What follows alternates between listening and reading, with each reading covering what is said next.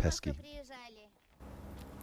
For the most influential women in the world, Forbes magazine has released its annual list of who it judges to be the top 100 most powerful women. Once again, Angela Merkel is top of the list for the 5th year in a row. Hillary Clinton is second and has appeared on the list every year since it launched more than 10 years ago.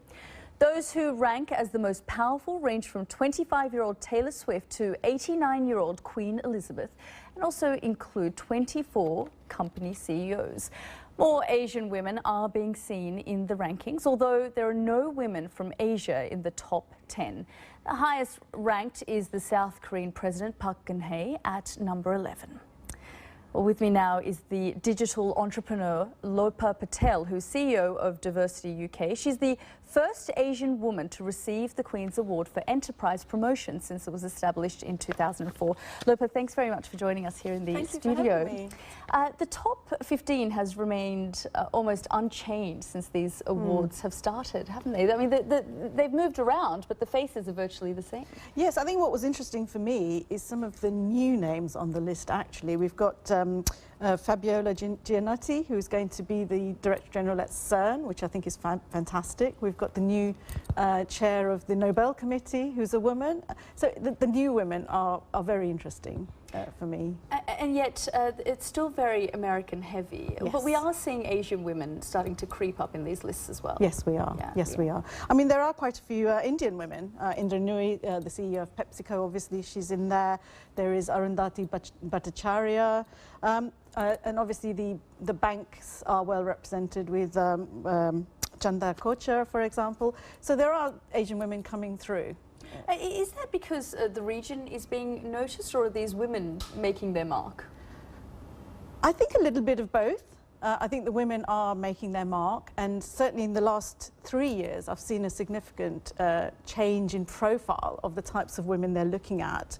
But also I think now the Forbes list is looking beyond America, looking at the larger companies in Asia, in the emerging nations, certainly looking at Europe, and so that's why the new names are coming through.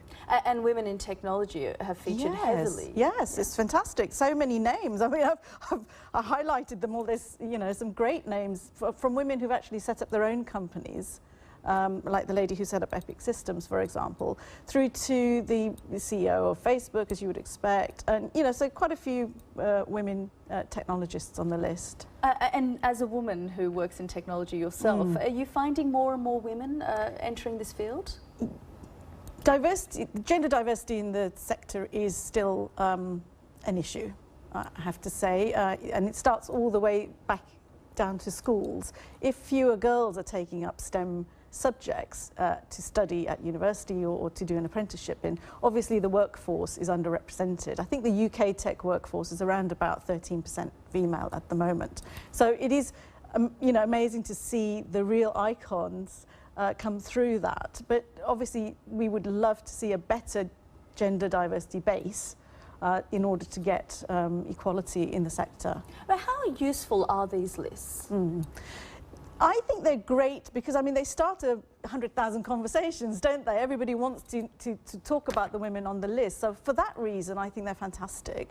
What would be nice is if organisations can then use the knowledge that they gain from it to create the ecosystem to encourage women entrepreneurs. I mean, one of the most interesting reports is the gender diversity report for the tech industry and for entrepreneurship.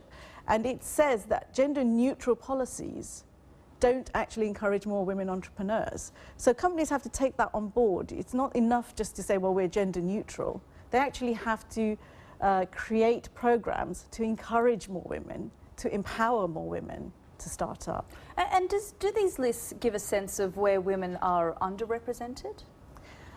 They used to. I mean, when it was very US focused, yes, I think. But having seen this year's list, I can see they're looking at beyond their borders and beyond the conventional industries. You know, the fashion industry, for example, is well represented. The entertainment industry is well represented. So they're also looking at the influencers as well as the manufacturers and the techies. But what was interesting for me, and I think we were discussing earlier, is the property magnates. I mean, the word magnate almost sort of denotes a man, and yet we have quite a few women who are property magnates in Asia. So it is great to see, you know, new types of icons coming through. Absolutely, and hopefully we'll see more Asian women Yes. on that top 10 list. Thanks very Absolutely. much, Lopa. Thank Lopa you. Patel joining us. Thank you very much.